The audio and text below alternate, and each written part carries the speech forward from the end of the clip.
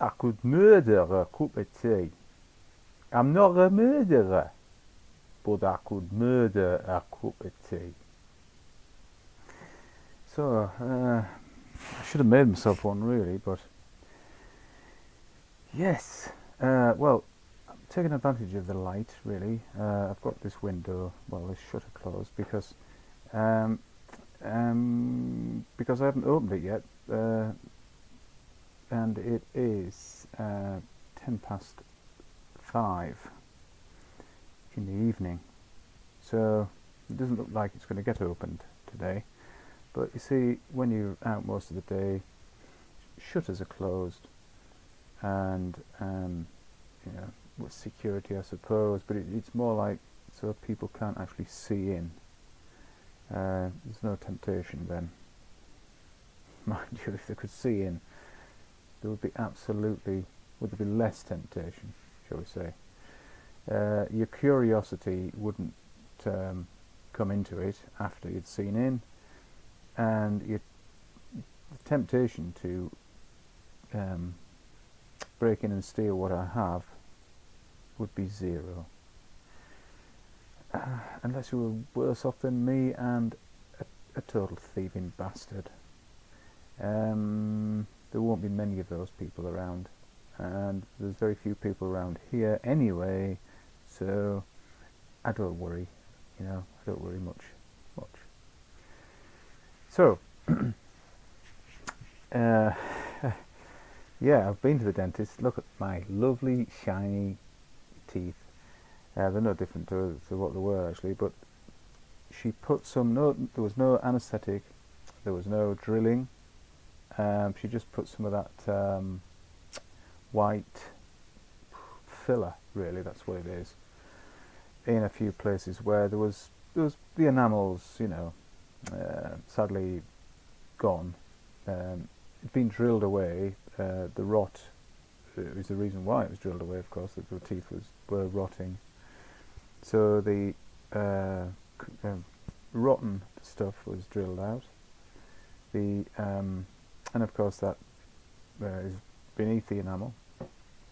And then, so all the drilling had been done, and the bits that she'd put on before had come off. I think there were quite a few anyway. I just don't remember how many. But I must have been in there for 45 minutes, maybe 50 minutes, somewhere around there. So, yeah, in the actual office. You call it an office or theatre? Or office, I think, where the dentist works. In the waiting room for a little while, and then the most painful bit for me, is paying at the end. Ooh, that stings. Yeah. Then when I came home, Dave was here, Bill's brother. No, only joking, but his name is Wyman. Yeah. So he's the B-man, and he, what was he doing? I didn't ask what he was doing, but he, because he didn't get the other day, there was something went wrong. I think it was his mother's shower or something, and he had to fix that. His mother is 90. I mean, he's in his 60s and retired, this beekeeper guy, but his mother is alive, and so he looks after her. That's very good. So anyway, when he was here today, he was probably collecting more frames of honey. Yes, of course, that's what he was doing. And he said they were a bit tetchy. Wouldn't you be? So he's coming back this evening when the bees have stopped flying, which will be about 7 or 8. Well, 7 o'clock. It's about time. Give them a bit of time to find their way back, any stray ones. Then he'll shut them up so they can't get out in the morning, and so sometime around mid-morning he's going to come and get the rest of them, apart from I think there'll be maybe he's leaving 2 here, certainly 1, maybe 2. which is great because, like I say, when they're here all year round, they do a great job. They pollinate, and that means seeds and fruits. More seeds and fruits, you know. So, great. And because I live in a place that's its only heat source is a stove, a wood burning stove, I spent the whole of the afternoon sawing wood, and so I let the trees grow to a certain size. I haven't washed my hands. You let the trees grow to a certain. I have, it's the sap from spruce trees. If you know what I'm talking about, you know that, you know, to wash your hands once, 3 times, or 4 times, you'll see the dark staining. But the trees grow up to a certain size. I cut them down and burn them, and then they grow up again. It's called coppicing, and it's a it's a tried and tested method of acquiring firewood. And because of there are many trees on the place, that's what I do. So what I'll do is, in the winter time is when I do it. It's a good time to do it. You can see things more clearly through the trees and see which particular bits need to come off, and it's quite enjoyable. I really enjoy it anyway. So you cut you prune, cut them back to about a foot or 18 inches from the base. If you cut them too far down, they could die, and rot is more likely to set in. And then what I do is I just lay them down, and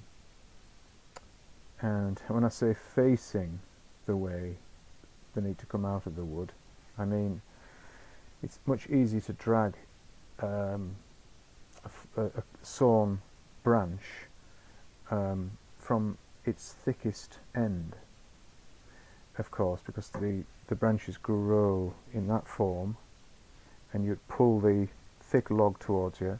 So what I do is I stack them up all in the same direction. So I come at them then to pull them out when I'm going to do that.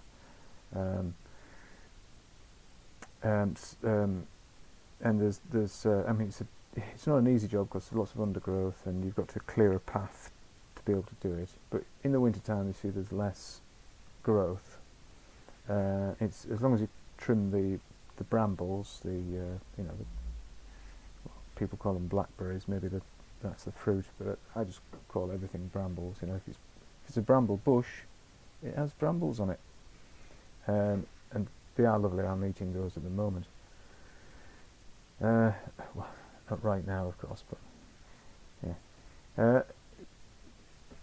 So once you've cut the wood, and how many years growth would there be? Probably about 5. Probably about 5 years, depending on the tree. But mainly with me, it's ash, sycamore, and well, pussy willow. I've got quite a lot of poplar as well, but it's not really a good fuel. It spits a lot, and so it's good to have it on a wood burning stove, so you can close the door and you don't get sparks flying into the room. And I've seen people with again, people are welcome to do what the hell they want, but I'm just a little bit of advice. If you do have a wood burning stove, or called wood burning stoves, mine definitely is because it doesn't have a grate, but the multi-fuel stove, or any type of stove like that with a door or 2 doors, the temptation is, and it is quite tempting, to open the door while it's going, and there seems to be more heat comes out. Well, that's quite true. The heat does radiate out much more readily with a door open. And then what doesn't happen, well, what does happen is the air is drawn up the chimney far quicker, so you lose a lot of your heat from the room. So the cold air's on around the floor area, and it's just sucked up the flue with the door wide open. The heat, you can feel the heat because that's sort of at your face, because your face isn't right down at your feet level. So your face is there, and you think, oh, that's warm. But it's not warm in the iron of the stove, or the steel. It's not warming it as much as it would be if the door was shut, and you cannot control the air in. Therefore, you may as well just have an open fire. And the fact that wood-burning stoves or multi-fuel stoves are 2/3 more efficient than an open fire is well, yeah, it speaks for itself. So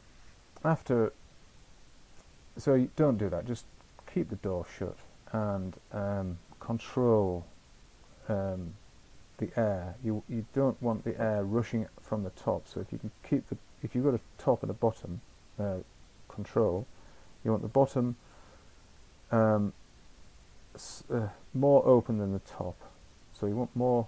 That sounds a bit daft, because you get more air in than can get out, but that's not how it works really. Well, it's not how mine works, and most of them I've seen. So you don't want the warmth that it's creating from burning to go up the flue. So if you can keep the air from being pulled up, but you still want air coming into for the fire to be burning. Obviously, oxygen is in the air. So, if you shut it completely down, mine probably would go out, because it's so you can adjust it so much. It's almost gas tight. So anyway, yeah, it's a very good way. It's if you're into this green stuff, ecology, then it's a sustainable fuel. I'm living proof of that. There's more wood than I can burn on this place, so even though I planted nearly every tree on the place, I am overwhelmed by wood, and I love that. So, and it's such a beautiful, for the place for the birds to live, and there's so many voles and mice and frogs, because I've got ponds, and newts and toads, and yeah, I am privileged and blessed, and lucky, and all that. So, thank you, whomever you are, whatever or how many of them I don't know. It could be I'm talking about the Creator, of course. The Creator could be one person, woman or man. We always give him a penis, don't we, God?